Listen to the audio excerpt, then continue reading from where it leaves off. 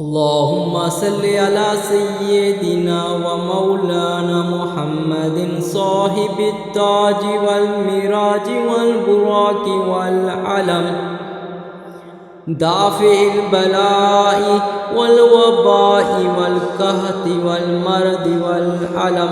اسمه مكتوب مرفوع مشفوع منقوش في اللوح والقلم سيد العرب والعجم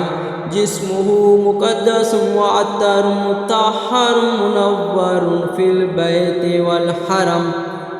شمس الضحى بدر الدجى صدر العلا نور الهدى كاف الورى مصباح ظلم جميل الشيعام شفيع الأمم صاحب الجود والكرم والله واسم وجبريل خادم والبراق مركب والمراج سفر وسدرات المنتهى مقامه وقاب قوسين مطلوب والمطلوب مقصود المقصود موجود سيد المرسلين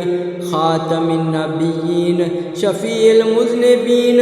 أنيس الغاربين الرحمة للعالمين راحة العاشقين مراد المشتكين شمس العارفين سراج السالكين مصباح المقربين محب الفقراء والغرباء والمساكين سيد الثقلين نبي الحرمين إمام القبلتين وسيلاتنا في الدهرين صاحب قاب قوسين محبوب رب المشرقين ورب المغربين جد الحسن والحسين مولانا ومولى الثقلين أبي القاسم محمد بن عبد الله نور من نور الله